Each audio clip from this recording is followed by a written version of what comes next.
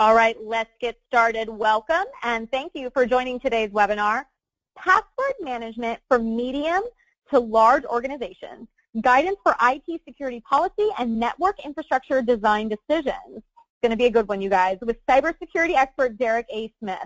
You're also joined by BeyondTrust Product Manager Martin Kennard, who will run us through a BeyondTrust overview and demo towards the end of the webinar, so please stick around for that. My name is Sarah, your webinar host today. Always happy to be here with you guys. I just wanted to remind you to please submit your questions via the chat box in the GoToMeeting console anytime throughout the webinar, and we'll cover your questions at the end during our Q&A time. So just pop them on in anytime you have questions comes into your head, and we will cover them at the end. Also, today's session is being recorded, and all attendees will receive a link to the recording and the slides within 1 business day from now, so be on the lookout for that follow-up. So at this point, let's hand this on over to Derek, who will jump right into his presentation. Hello, Derek. Welcome. Thanks for being here today with BeyondTrust. Hi, Sarah. Thank you for having me. I'm excited to be here. And thank everybody for attending today. Hopefully I'll pass on some good information that you can use for all your decision making. So as promised, I'm going to talk about password management today. And all of you all probably know that passwords are the most common authentication technology that we use today. So password management is going to be a primary concern for managers, for companies, and even for people like me, security professionals. Now, the policies, the standards, the complexity associated with password use, these all need to be managed in a consistent way throughout your enterprise. So today I'm going to give you some tips on how we might be able to do that. So let's get started. So I'm going to focus again on password management, of course, and how a medium to large size firm, or even a small firm, how those organizations' decision managers can make good management decisions around the use of passwords. Okay? But first, let's talk about why we even still use passwords, and I'll talk about that in just a second. Password protection, as you see here, is the front line of defense that we have when it comes to guarding against intruders in our password system. So it says here, virtually all multi-user systems require that a user provide not only a name or identifier, but also usually another factor, which is a password. And that password serves to authenticate that person into our network system or whatever type of system we're using. And in turn, that ID is going to provide security in a variety of different ways. And I'm going to talk about those ways throughout. As I was saying, why do we still use passwords, though? In the passwords has been predicted and talked about and lauded over for many, many years now. We have stuff like biometrics and smart cards and one-time password tokens and a lot of other technology out there that we can use as alternatives to password usage, and they are gaining market share. But there are some reasons why we still opt to use passwords, and I have a few of them here. First of all, passwords are cheap. They're cheaper to deploy than any of the alternatives that I just mentioned and anything else that you can probably think of that's out there right now. However, supporting those passwords for forgotten, locked out passwords and having people call the help desk and maintaining the help desk for this, all that can be costly. So perhaps it's better to use a password management system. Second is that some credentials can only be used on compatible devices and in certain ways in certain circumstances. So if I have a smart card, they have to be plugged into a smart card reader. And those are mainly going to be used on PCs like desktops and laptops and things like that. And it's going to be hard to be used on tablets and smartphones to plug them into a smart card. Another one I have is that one-time password tokens that we sometimes use, RSA tokens, things like that. They only work where there's a network connection, and that's going to make them hard for us to use or unsuitable for us to use when we're trying to sign into devices that are sometimes offline. Okay? Every kind of biometric that we use, if we're going to go with biometrics, they have to have some type of sensor, either a fingerprint reader or a retina scanner or some type of camera or something. A microphone is if it's using voice, and not every device user is going to have access to that type of requisite sensor that we need. And then for every biometric out there, there are some users who just physically can't even use them. If it's an amputee or people whose fingers are too small, or if you have retinal damage or something like that, we can't even use that. And then some legacy systems can't even use passwords out there. So there are a lot of different reasons why we can't use it. Now, another thing, though, is that even with passwords, many solutions that's out there for replacement of passwords, well, I wouldn't say replacement password, but use password, they usually like to combine some other type of credential with that password anyway. So we still want to do that in order to create a stronger authentication. So these are some of the reasons why we still keep those old dreaded passwords that people like to write down on pieces of paper and on the back of their keyboard around. So if you're going to keep them around, let me tell you how we can make it more secure in your organization. First, I want to talk about user authentication and passwords and how we can deploy those passwords for that. And before I do that, there's a couple of definitions I want to give you real quick to keep in mind while I'm talking about this. First of all, we talk about identification. And that unique identifier that we use as a user, when we type this into our system or sign into a system application, that's our user login ID or whatever we're using on the system. So first we have identification, that thing that we type in. We have authentication, and authentication is that process where we prove our identity to our actual system. And we usually do that when we're logging in. So we have identification, we have authentication. We have some type of authentication factor that we talk about. And that authentication factor is something that we present to that system in order to prove our identity. So that might be something that I know, that might be something that I have, that might even be something that I am if I'm talking about biometrics. Multi-factor authentication is authentication using multiple factors. For example, a user might sign into the system with a combination of two things, something he knows and something that he has, like a smart card or something like that. And the last thing is strong authentication. And strong authentication refers to an authentication process that's difficult to simulate. It might be based on the use of multiple authentication factors or use a single but hard to prove authentication factor. So those are the things you keep in mind as I go through this presentation. And with this slide, we see here that there are three types of credentials, and it takes some of those things I'll talk about into consideration. So first, you see there we have something that you know, and you see it's described as secret information known only to the user, like your password or your PIN number. Now, the next one is tokens, and tokens are something you have. I mentioned an RSA token a few seconds ago, and that's a physical device possessed only by that user, like a one-time password token, like the RSA token, a smart card, an app on your smartphone, or something like that. And the third one is biometrics, something that you are, and that's a unique measurable characteristic of that user, of yourself, like your voice print for voice verification, your fingerprint, your vascular or vein patterns, your retina or your iris scan. Those are the type of things that you have. So these are the three type of credentials that we have to work with.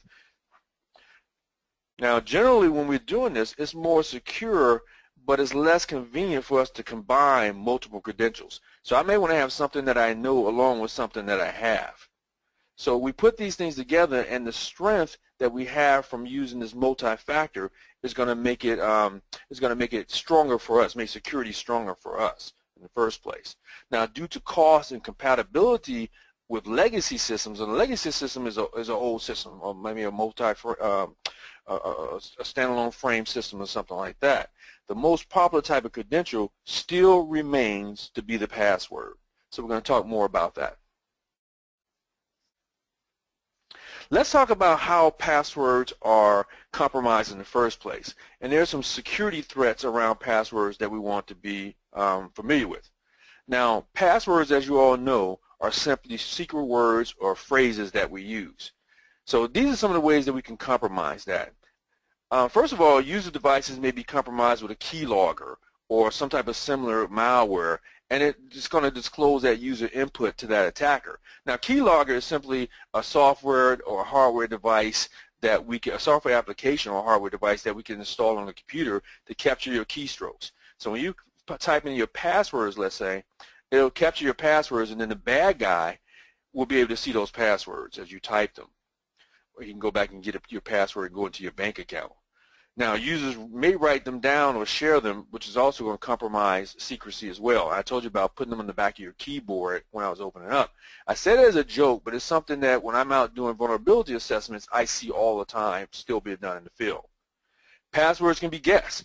either by a person, or we can use a program, which is going to make it much faster for us to guess your password. It's going to try many different possibilities, do it very, very quickly, and possibly guess your passwords. And passwords may be stored over a network, either in plain text, which means it's written in plain English, or it can be encoded in some way where it can be readily converted back to plain text by a bad guy if he was to get his hands on it. So each of these vulnerabilities I show here on this screen create an opportunity for an attacker to acquire your password values, and consequently what they do is they're going to impersonate you inside your system. So if we are able to manage passwords more securely, or if we use some type of password system in order to do that, even a brute force attack, like I was talking about, somebody can run a computer against it, even that type of thing, or inspection, or with some type of device or some type of software, is going to make your passwords much more secure. So another thing we have to keep in place is that when we're in a large organization or a medium-sized organization, we're going to have a lot of passwords that we have to manage. I believe where I work right now, I probably have 15 to 20 passwords, and that's no joke for the different things that I have to do. Now, each one of those passwords protect different accounts on different systems and different applications that I have to use. But consider this, we're human, right? Users are people, we're not machines. So our ability to try to securely manage all those passwords is going to be very, very difficult. So it's hard for us to remember, they want us to have complicated passwords now, right? Long password. It's hard for us to remember complicated passwords. It's hard for me to remember 15 or 20 different passwords, of course. It's hard to remember passwords that change frequently. We have to change it, say you should change them frequently, but it's hard for us to remember that every 30-day change or every 60-day change. And passwords for systems are used very infrequently for some of the software and some of the applications that I use. So I'll go back to something I haven't visited in a month or two, and I have the hardest time trying to remember what password I use out of that 50 to 20 for that particular application. Now, without those constraints that I just talked about, password security would be a problem anyway, and there would be, without these issues, there wouldn't be a market or a need for password management. But there is, and I'm going to talk about that as we go on. The main thing for you to remember right now is that effective password management is taken to mean that password management is secure, it's user-friendly, and it's going to be supportable within the confines of the technology that we have in our organization and human behavior. Human behavior is always going to be the problem oftentimes that we have in any type of security that we're thinking about. Okay? Now, in order to combat that, and I'm guilty of this myself, what we end up doing is a few things. We end up writing down those passwords, and what that does for us, that reduces the security we have of those systems, because it's dependent on me having it locked in my desk, or having it on top of my desk somewhere in a book that's hidden or whatever, or having it in my wallet. So that's a security problem. I often forget my passwords, and that's another issue. So that's going to require frequent assistance from my IT help desk. I hate to say this, but I'm often calling the IT help desk for them to try to help me reset my password or get me a new password. And some organizations you're able to do that yourself, but you still have to do it. Okay? Or another thing I do is I try to choose a very simple password. And when I have a simple password, that means that it can easily be compromised, and we don't want that as well. Or, as many of you all probably do, I reuse old passwords. I'll use that password again, and if it blocks me, because one of our systems blocks me for using the password maybe 10 times, I may change the last letter or the last number I use. If I use a 1, now I'm going to use a 2 with the same password. Next I'm going to use a 3 with the same password. So all these are problems. And clearly what we need for sound password management practices, we have to, again, consider our human limitations. And we need to try to minimize that bad behavior such as that I just described. So how do we make our passwords stronger? How do we make our passwords harder to guess? Well, again, as I told you before, one of the weaknesses of passwords is that they can be guessed. And while me as a human or you as a human, we might give up after, say, 10 times of trying to guess it, or maybe even 100 times if we're really trying to figure this thing out. Software out there is available that's going to automate that guessing process, and it's going to try millions of times, and maybe in 1 second. So now we have these brute force attacks. And those type of brute force attacks are not made against the login screen or anything like that. It's made against copies of that password database that's out there. So they go out to a password database, and they're going to figure out, they're going to run a dictionary attack or whatever kind of attack they have with passwords to try to figure out what our password is. So the first line of defense is therefore for us to prevent attackers from getting a copy of our password database in the first place. And I'll talk about that as we go on. But attackers can now go out and they can use tools that's easily downloadable for those brute force attacks. And on the screen you see a couple of them that's popular. I'm a certified ethical hacker, and this is two tools that I have in my toolbox, Loftcrack and John the Ripper.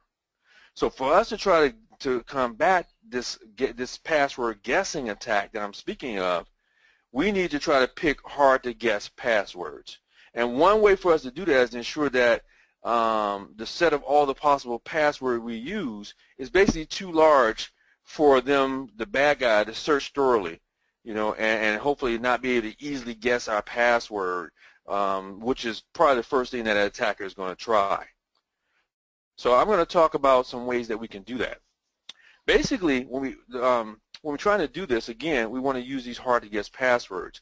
And I have a screen up now that kind of walks you through. I'll try to kind of talk you through how this can happen.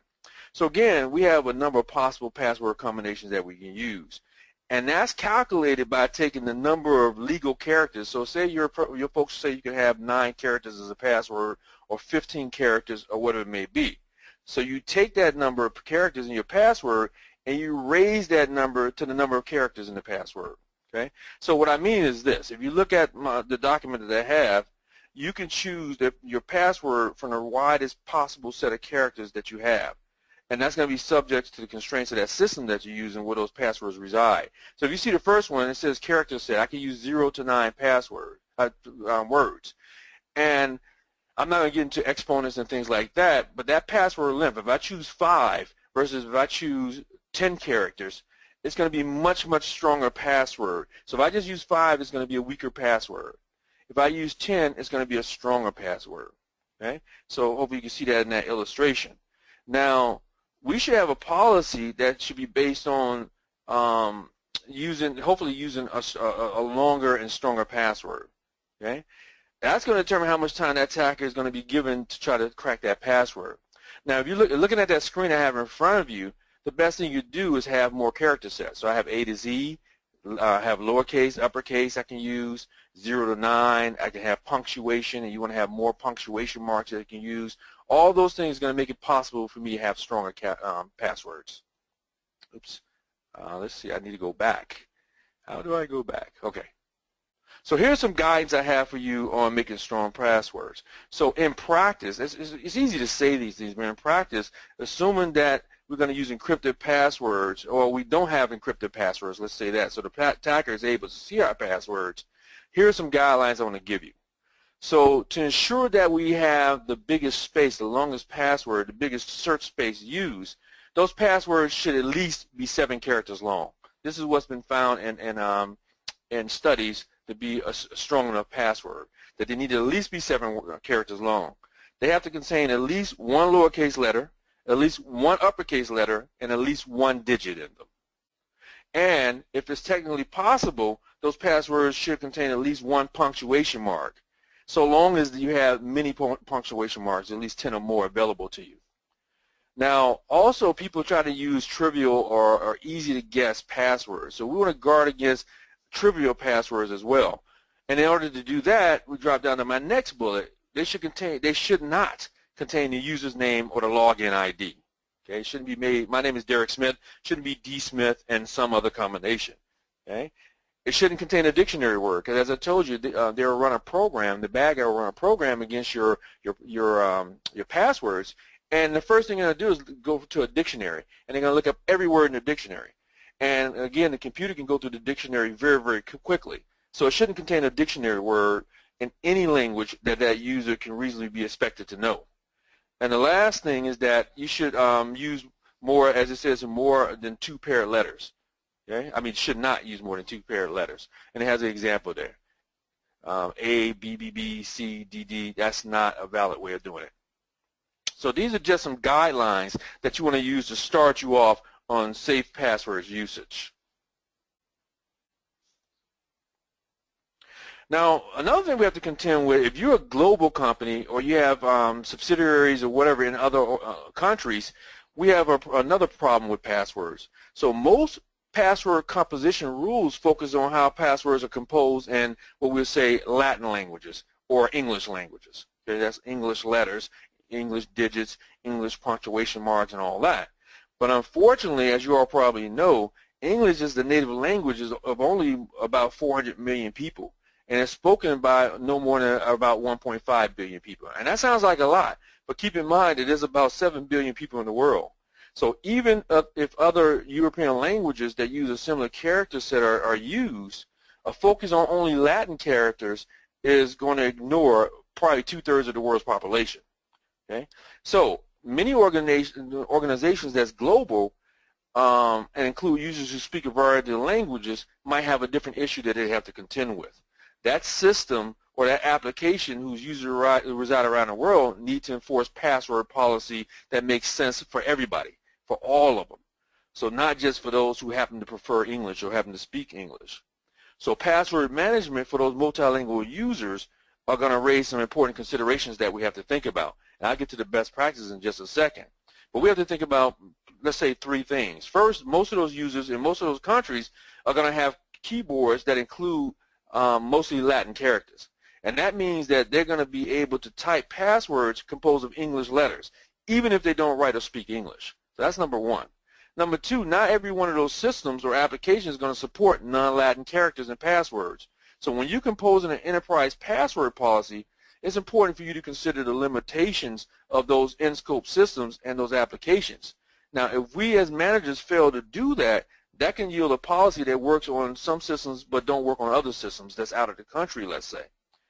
And then we have countries like in China and Japan and Korea where they use another type of symbol. It's called pinyin, P-I-N-Y-N representation, which can cause problems when we're composing our passwords as well. So I have some best practices for you. The first thing you should do is that you should encourage or require those users throughout the country, throughout the world as a matter of fact, to restrict their passwords to Latin characters. You know, both for compatibility for us and also for us to avoid input methods that's going to display the character's user type, because we won't want to try to confuse that among us. The other thing we should do is don't use dictionary lookup to ensure, do use dictionary lookup to ensure that the new words, the new passwords that they make are hard to guess. You know, and we want to include dictionaries of non-English words representing Latin character sets as well. So this is just a couple of best practices you can use if you happen to be a global organization, which some of you I know are. Now, another problem we have is password reuse. And over time, as I already told you in my example, passwords are going to be reused. You know, you're going to get to number 10 and you're going to come up with that password again, you use it 10 times or whatever. So over time, those passwords could be compromised because of that reuse. Okay, users might share them with friends or coworkers to get on the system and make a change, or I might write them down and, you know, they might be exposed on my desk or in that book that I keep them in or whatever it may be. They could be guessed by humans or by those software products that I told you about. The servers might store the passwords and then they could be compromised. And this is a variety of ways that I can come up with. So to limit the usefulness of those passwords that's been compromised, if they are compromised or lost, a best practice for us is to change them regularly. And I mentioned that early on. So a common rule that you might want to have in your organization is to force users to change their passwords when they log in every, let's say, 60 to 90 days or even 30 days if you want to have it every 30 days. Okay? So in general, what I want to do is that I want to make sure that those users be required to change their passwords regularly, as I said. And then those passwords should expire probably no longer than in 90 days. Okay? Now, for those same reasons, I don't want my users to use old passwords. Okay? Those could already be compromised if they've been lost or if my database has been compromised or something like that. So a lot of systems support this by recording some representation of those old passwords, and then they ensure that those users can't change that password back to a previously used value. So that's a good thing to have built into my password management system. Also, you're going to have these smart users out there like I think I am, and I use the same passwords, and I change one of the letters in it. So if to defeat those smart users, some systems also can enforce a password rule that limits the number of password changes that a person can make in a given day. What I mean is this: if a person wants to use the same password and he wants to get back to that password, but the machine keeps him from using it for 5 iterations, he'll just change it 4 times, and then on the 5th time, he'll put it back to the password that he want to use. So by making that process of defeating that password take several days, instead of just me taking 5 minutes to change it 4 times, it's going to discourage those users from trying to reuse those old passwords. Okay. Now, even better approach, though, not available on every system that out there, is to simply maintain an unlimited number of entries that person can use for their password history. So even if it's practical, because what happens is that users can change their passwords as often as they like, and they still can never be able to reuse old passwords. So they won't be able to reuse them at all.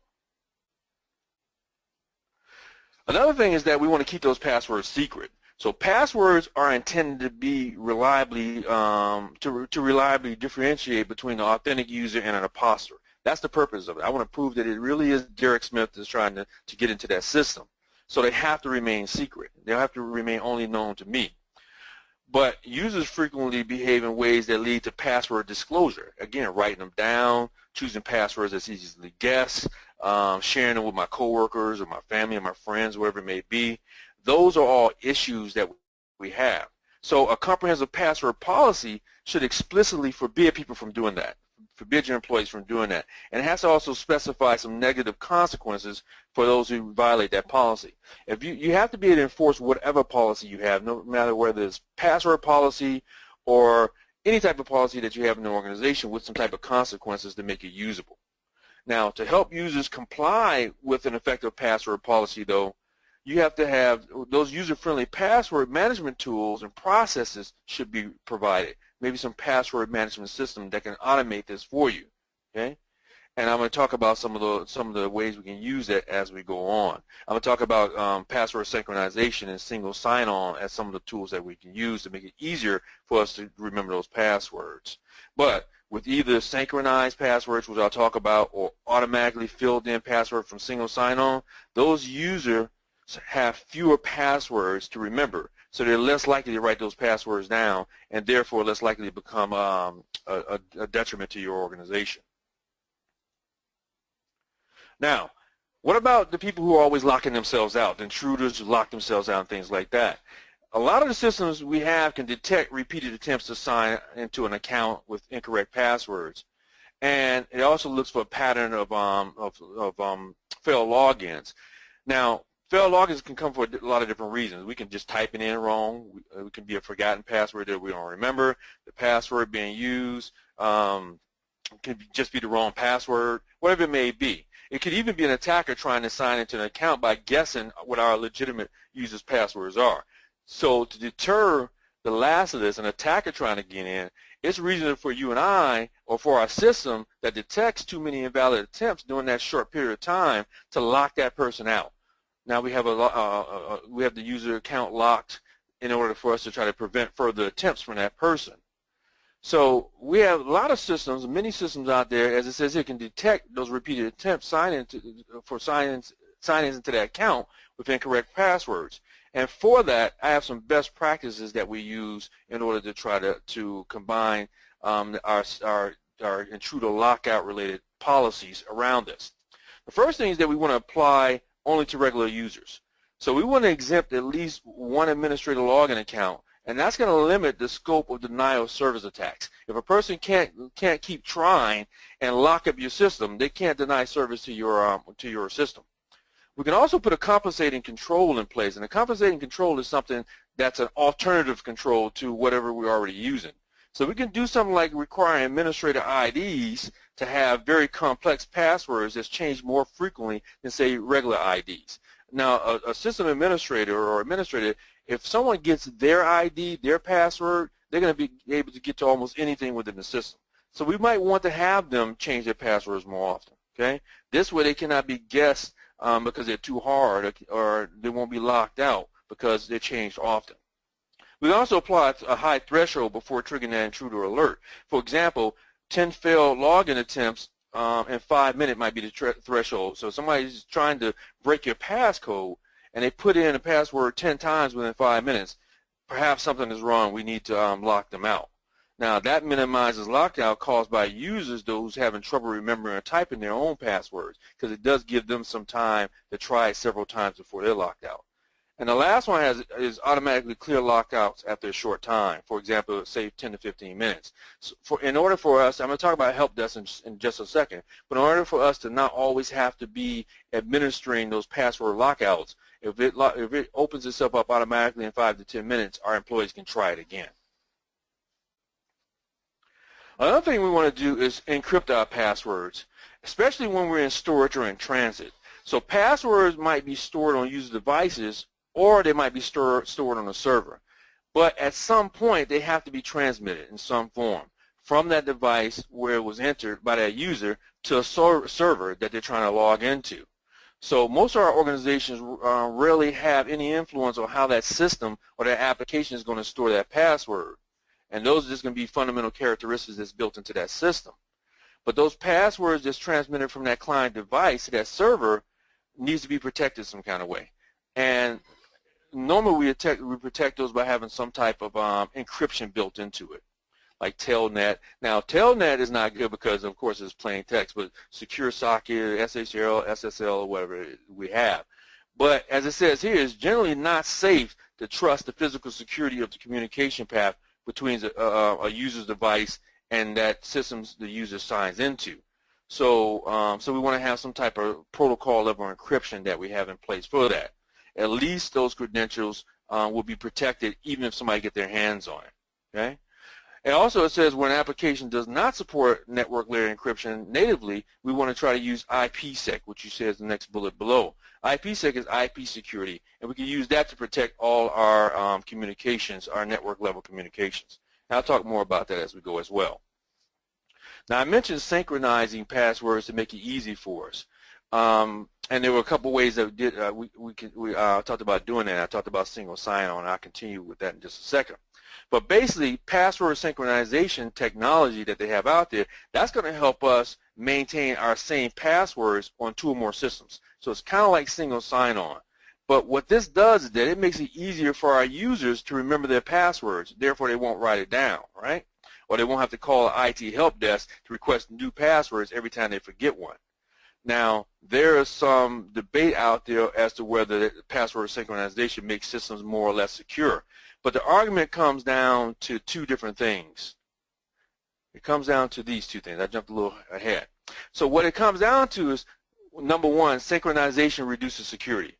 So they say that if a single system is very insecure, then compromising that system is going to give an attacker the passwords for every other system which uses synchronized passwords. If they guess one, they have access to all of them. Now, that weakness can be avoided, though, as I have here, by minimizing the use of those type of systems and requiring that users employ unsynchronized password on weak systems. So if it's a weak system, doesn't have good encryption and all that, we might not want to use synchronization. Now, on the other side, though, we can say synchronization improves security. Those users with a lot of different passwords have trouble remembering them, and consequently, they're going to go write them down. So by using synchronized passwords, that's going to reduce security to basically a piece of paper, you know, a note on the user's phone, a note on the back of your keyboard. So in practice, it's very hard for us to get users who have a lot of different passwords to start writing them down. I think you all have dealt with that, or keeping them on some insecure media like a notebook or in their phone. So those 2 arguments basically that I show here can be broken down into this. Basically, when we have synchronized passwords, they're only as secure as the least secure system in scope, so the least secure system that we store them on. If we use unsynchronized password, they're only as secure as a piece of paper that we write it down on.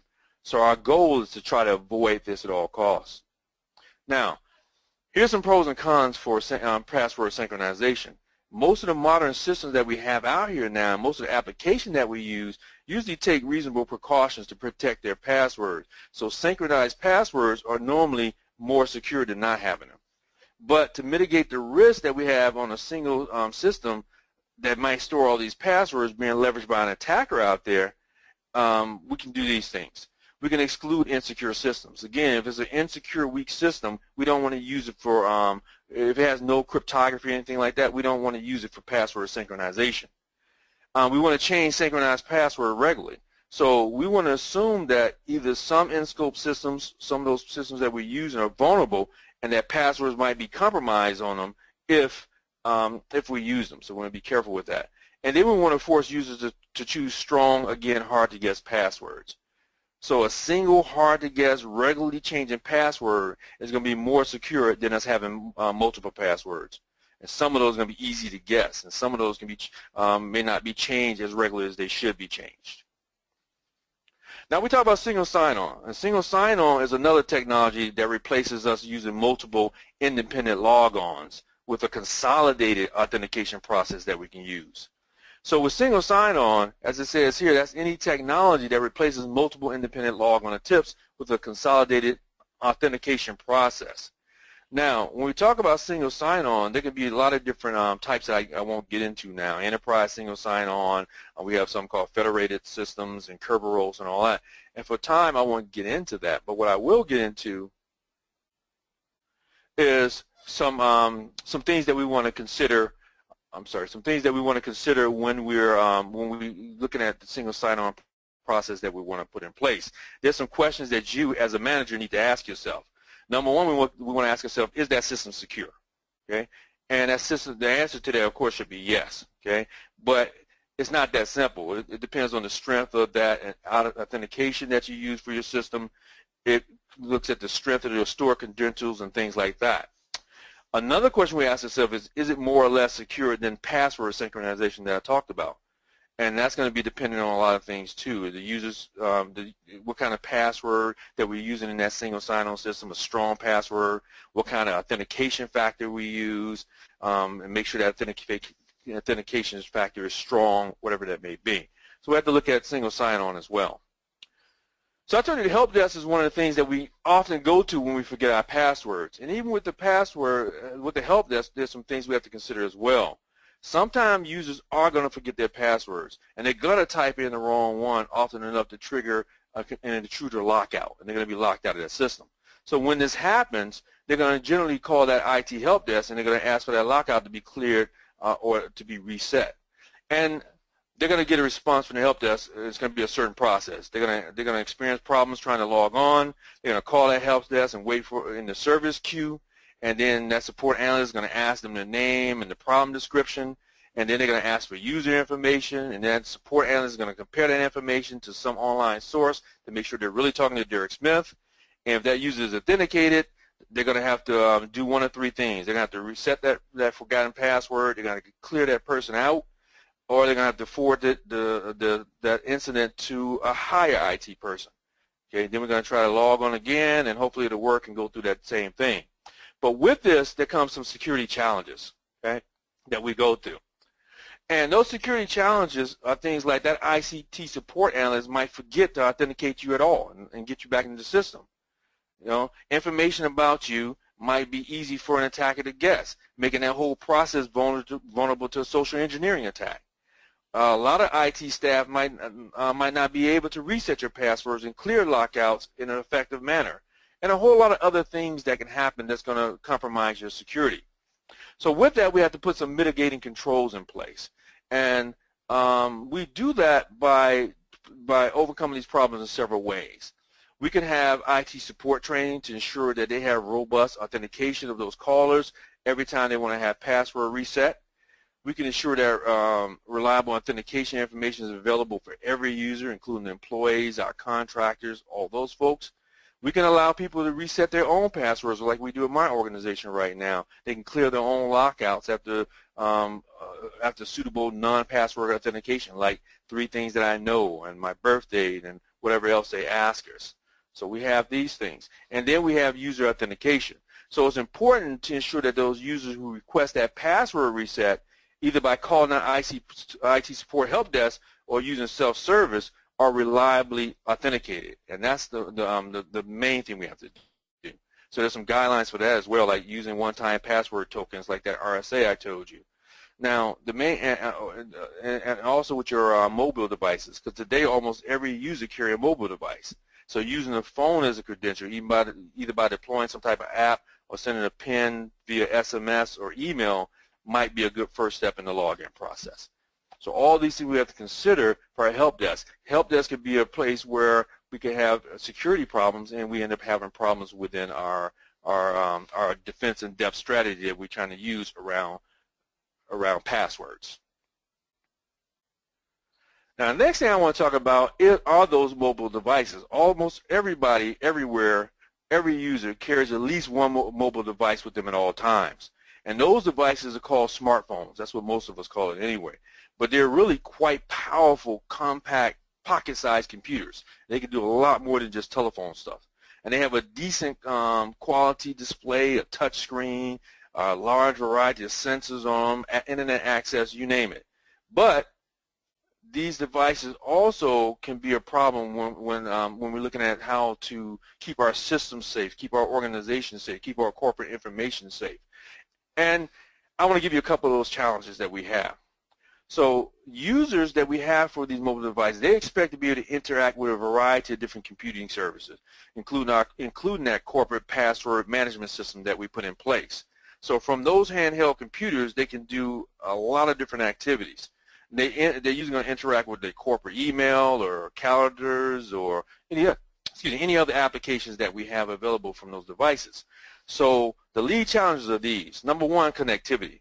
So that password management system that you choose to put in place is usually going to be deployed on premise somewhere, and it's going to be attached to the private corporate network, and it's going to be firewalled off the public internet. But that's a problem for smartphones, because those smartphones are attached to the public internet, and they usually have no access to services inside our corporate network. So when we enable those devices to reach service inside our corporate network perimeter, that's going to require either inbound connections across our firewalls or us exchanging messages with our internet attack proxy system that we might have in place. So you see there's a problem there. We gave that uncleared person access to our cleared systems. And the second thing is cache passwords. So text input into smartphones, we all know that's a pain in the first place. But what it does is that most phone-based apps try to minimize us using this. Okay, for example, if we cache password to corporate services or something like that. So users don't have to re-enter their password every time they read their corporate email or check their corporate calendar or their phone. But whenever a user's password is changed on the internet, those cached passwords are usually invalidated. And the phone basically could trigger a lockout by offering that cached password too often. So ideally, in our organization, we want to deploy a password management system that's going to make it available for users via their smartphones. So rather than opening an inbound connection to our system or across our corporate firewall, it's going to be safer for us to broker communication between our phone and an on-premise password management system through the cloud or through some type of cloud process. Then we have our bring your own device opportunities. So where a user needs to reset a password or clear a lockout but cannot launch a browser on their PC, they could possibly use some type of other bring your own device type of device. So there's a growing demand for those users to leverage multi-factor authentication for a variety of different use cases, including authenticating into our self-service password reset system that we might have. So that smartphone becomes a device where most users already have one, right? So the app on that phone can be used as a credential. That's something that you have, I talked about, in that logon process. All right. So real quick, this is just a different type of privileged accounts that we're protecting with our passwords. Administrative accounts, application accounts, and our personal computer accounts, our desktops, our laptops that we carry. And some common practices we have that we have to think about with this is how we're going to store it, how we're going to reset those passwords, and who knows our password, the IT staff, network operations, and all that. And some of those problems you see is that oftentimes they're widely known and there's no accountability. We have a lot of unchanged passwords if we're not forcing changes. We have a lot of lost passwords, same passwords used across multiple systems, very simple passwords that's easy to guess, passwords that's not available when we need them. They also have some key business drivers that tells us that we have to protect people's information and therefore protect passwords like Sarbanes-Oxley, PCI, all these type of things. So, and then we have our privileged account business and technical requirement considerations. You know, we need to have an exceptionally secure solution. We have to have supreme performance from that solution. We have to have flexible distributed architecture, single standard solutions, intuitive and robust interfaces. So with that being said, what I want to do is I want to pass this on now to my partner, Martin, and he's going to discuss how his password management system might be able to help in the situations, the kind of situations that I just spoke about. Martin, I give it to you. Awesome. Thank you so much. Great presentation. So obviously, I mean, you know, as you probably heard, I mean, there is so much to consider when it comes to password management. And, you know, really when it comes to passwords, I mean, you're as strong as your weakest link. You know, I mean, if the passwords are used everywhere, people will, you know, compromise systems. They will then leverage bad PAM and bad password management to then traverse away across the organization. So one of the things that we've done, you know, if we start actually looking at the overall portfolio of Beyond Trust, in the PAM side, I mean, we got things like AD bridges, you know, so we allow you to be able to remove all of those carbon-based lifeform accounts in the first place and just stick to, you know, accounts like root, SQL Server, Oracle, administrator. I mean, anything that's, you know, really sort of not belonging to a human being. You know, obviously in the case of Unix, Linux, that's, you know, predominantly going to be root. We have delegation systems to control what happens when you get there on Unix, Linux, Mac, Windows Desktop, Windows Server. You know, specifically to this particular conversation, you know, password management, but also SSH keys. You know, passwords are really just one element. Anything that can be leveraged, any attack surface, is something that needs to be locked down, and certainly SSH keys falls under that umbrella. So once you've managed all your credentials and your passwords, you then need to then control how people get onto them. And this is where I want to show you during this little segment, is that really the best password management system is one where you never ever have to give the passwords out. You know, we allow you to be able to log in to your endpoint without ever revealing their credentials. So just taking a look at the what we have in you know, from a password safe perspective, as you'd expect, the meat and potatoes is password management.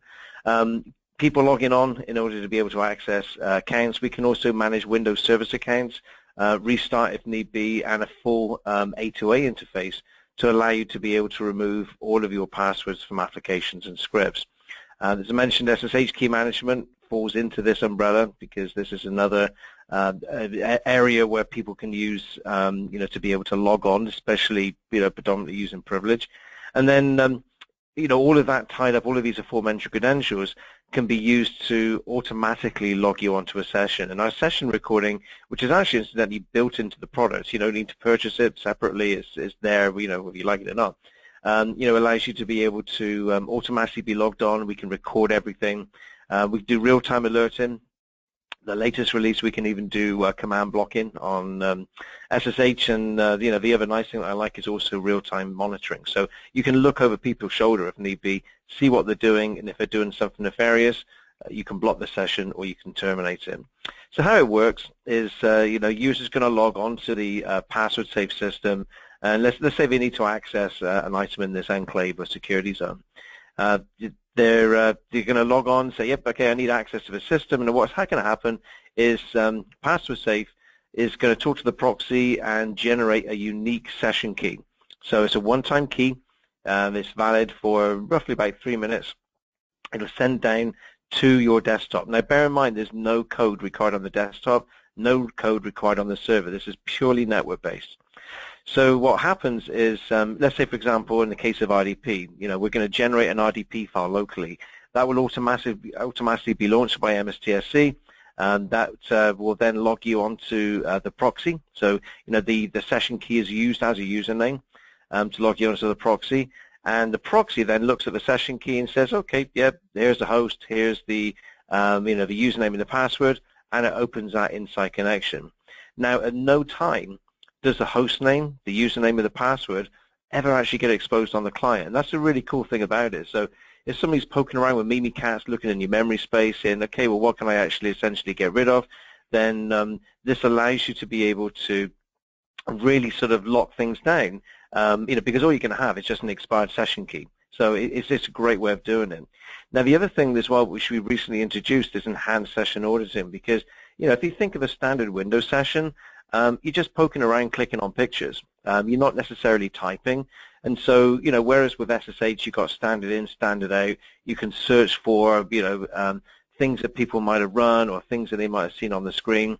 With Windows, it's always been traditionally more difficult. So what we now have is the ability to audit every single action that happens within that user interface. So this is actually the replay interface of a recorded session.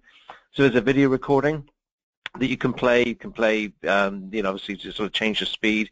Got the ability to cycle through to next action. You can click on the bar as well to be able to move yourselves backwards and forwards in the session, a little bit like you can on YouTube if you like. But then what you've also got is an indexed set of all of the keystrokes and all of the elements that happen. So a person, clicked on this window, this menu opened up. So this allows you to be able to search. So let's say, for example, you want to know who ran this application. You can search all your sessions. That will bring up all the sessions where that application was opened. You can then search within that particular session, find the application, you click on it, it takes you straight to that index. We've even got areas where you can add comments, we got like a review sign off, and if need be, you can even take snapshots of what you're seeing to actually, to email out to people. So, the whole element of this is around sort of being able to manage that. And like I say, this is included in the product. This is free of charge. The other thing that's important as well is what we call adaptive workflow control.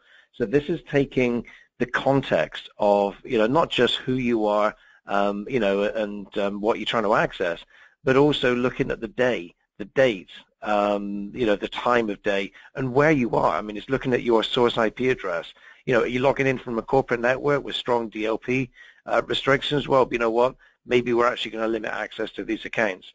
Logging in from a VPN, middle of the night, we're going to give you access to these firewall accounts. So it allows you to be able to give some really good, sort of security decisions based upon all of those real-time elements of what you're trying to do.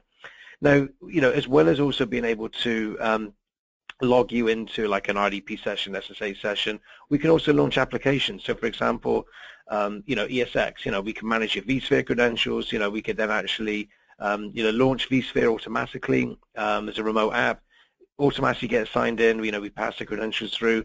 Everything gets recorded. Everything that you do, that's indexed, that's replayable. Same thing for Unix, Linux. We can actually, allow you to be able to, launch applications. We can pass credentials to those applications.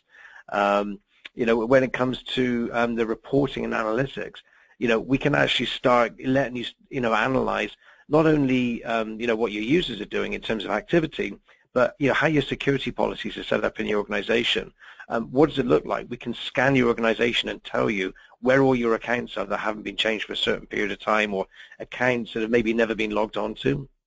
You can look for, where all your password changes happening, where are all your service accounts, even drill down and actually do advanced threat analytics. So, as I said, there's a lot of stuff, you can do with this. Just to give you an example of how this looks, if I'm a user, I want to log into a Windows session, I simply select the system, and what you'll see here is this has gone out, generated the session key. This is now logging me directly onto that box. So, ultimately, I can go in, I can see whatever I need to do, and I can work. Now, if I'm an administrator, what I can do is I can actually look at all the active sessions.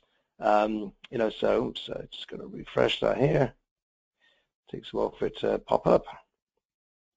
And what I can do is I can actually look over that person's shoulder. Actually, I don't wonder if my session's expired. Let me just try that again. Oh, maybe it's not. It's a slow system. But you know what? What I can do is actually show you what the replay looks like, as we looked at just now. Whether it's actually, domain controller I'm trying to log on to, whether it's a remote app that I'm running, I can actually go in. I can actually then start playing back everything that was recorded within that session. So, as I say, it's that ability to be able to not only view what they're doing, lock what they're doing, but I can also, have the ability to be able to play it back in real time.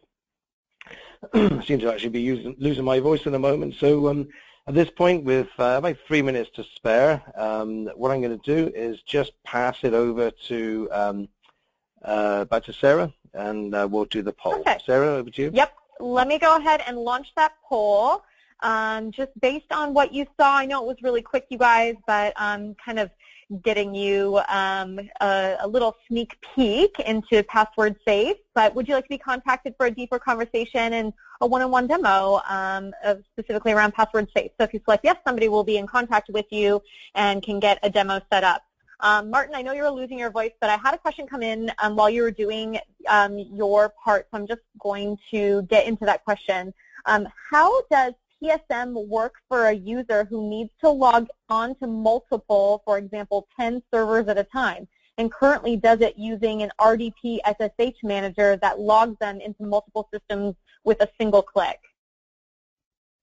So one of the things that we have, so we do integrate with third-party remote desktop manager systems. So we have the ability to be able to, I mean, one in particular is actually one from Devolution's Remote Desktop Manager.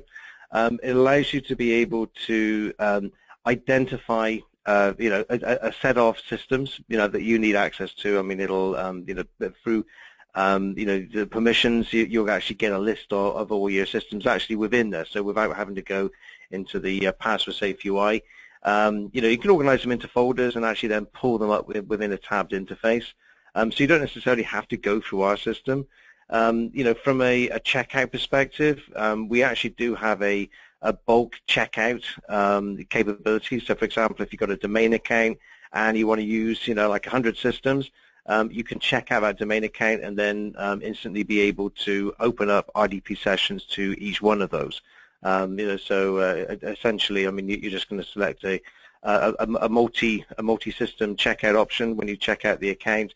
That allows you to be able to use it on what we call all linked systems. So a couple of ways around that. So again, I don't know whether that answers the question, but hopefully that helps. Okay, I'm going to close down this poll, and we have time for one more question for you, Derek. So what are your recommendations or your tips on password management and password managers?